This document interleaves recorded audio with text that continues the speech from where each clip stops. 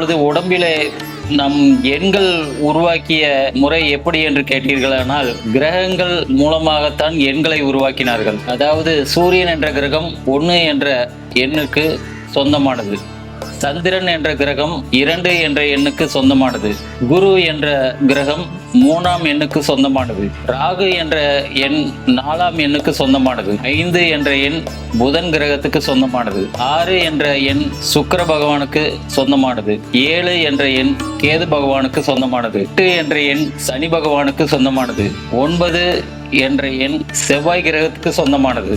ராகு கேதுவுக்கு எண்கள் கிடையாது. ஏனென்றால் அவைகள் நிழல் கிரகங்கள். எல்லா கிரகங்களும் வலது பக்கமாக இந்த பூமியை சுற்றி வரும் பொழுது ராகு கேதுகள் மட்டும் இடதுபுறமாக சுற்றி வரும். இதை நிழல் கிரகங்கள் என்றும் சாயா கிரகங்கள் என்றும் கூறி வருகிறார்கள்.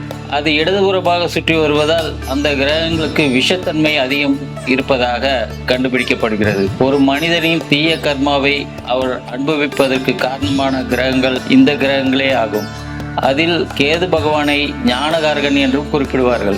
இந்த கிரகங்கள் அடிப்படையில் தான் கிழமைகளும் ஆரம்பித்தார்கள். திங்கட்கிழமை என்பது சந்திர பகவானுக்குடையது.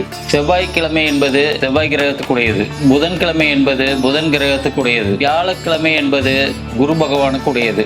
வெள்ளிக்கிழமை என்பது சுக்கிர பகவானுக்குடையது. சனிக்கிழமை என்பது சனி கிரகத்துக்குடையது. ஞாயிறு சூரியனுக்கு உரிய கிரகம். அதே போல 27 நட்சத்திரங்களும் வான்வெளியில் எல்லா உயிரினங்களுக்கும் ஒருவித சக்தியை கொடுத்து அவனுடைய வாழ்வை பரிணமிக்க வைக்கிறது. அதுபோல இந்த ஜோதிடத்தில் ஒரு மிகப்பெரிய கடல். இதை படித்து சொல்லும் கலை அல்ல, அனுபவிப்பதும் உணர்வதும் தான் இந்த கலை. அதாவது ஒவ்வொரு நாளும் இந்த ஜோதிட கலையை உணர்ந்து அனுபவித்து அதை மற்றவர்களுக்கு சொல்லதான் முடியுமே ஒழிய புத்தகத்தில் ஏட்டுச் சுரக்காயில் படித்து இந்த கிரக நிலைகளை ஆய்வு செய்ய இயலாது. ஏனென்றால் இந்த ஜோதிட கலை பிரபஞ்சம் என்று சொல்லக்கூடிய இறைநிலையோடு சம்பந்தப்பட்டது.